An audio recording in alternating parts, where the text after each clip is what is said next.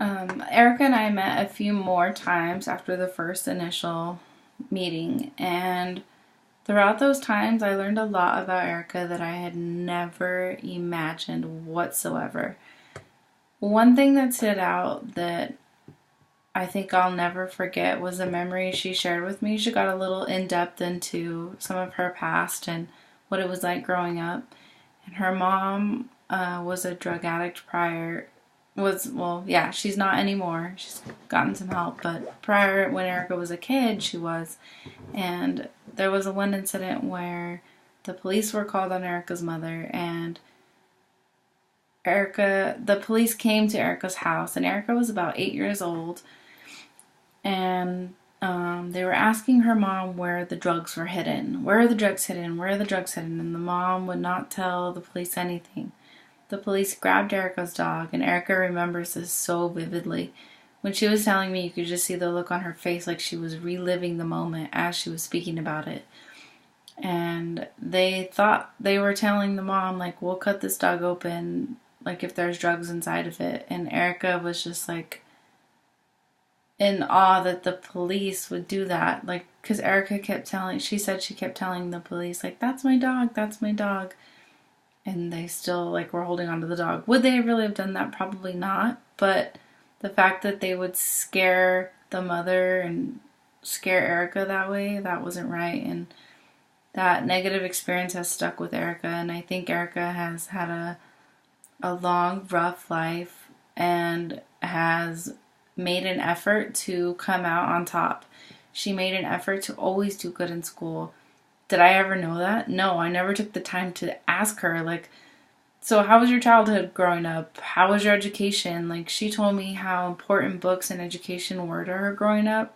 And I think that's why she has the knowledge that she does today. She always got A pluses, always took AP classes, went to community college, went to university, always had a 4.0 average because studying was an out for her.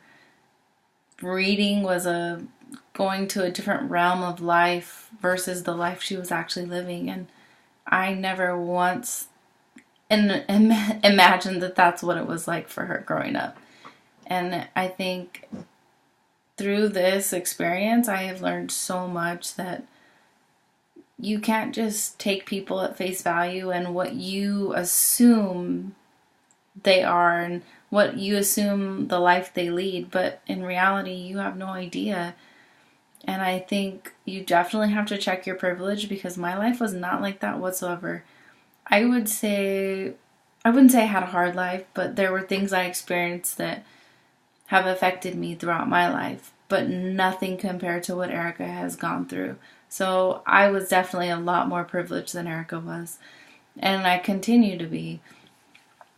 And I think I value that in Erica, and I think that she would make a very good friend to add to my in group just because of the diverse background she comes from.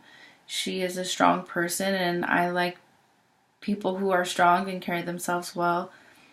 And I think that is now that I know who she is, kind of, and I can look back at the interactions we had that I thought were negative or I just like did not like, I can understand why she did and said the things that she did. It makes sense now, and I think that's why friends that we had in common would be like, you need to get to know her first. And I didn't want to take the time to do that, but I'm grateful that I did. And I think it's important too because as a future teacher, I don't want to let my biases influence the way I view parents or view students. If a parent has a bad background, I don't want my bias to be that the student isn't going to be a good student. Because in Erica's case, her mom had a bad background. Her mom was a drug addict. Yet Erica got really good grades, always did her work, hated turning in assignments late, and made sure she never did, made sure she herself did her homework since her mom wasn't there to help her and say, Erica, let's do your homework. Her mom was elsewhere, so Erica had to tell herself, let me do my homework, let me get good grades and get out of this life. And she did, and I think that's important to think of when you are interacting with parents, interacting with teachers, interacting with coworkers, interacting with anyone, really. I think it's good for you to really take a step back and try and understand who they are as a person versus who you think they are.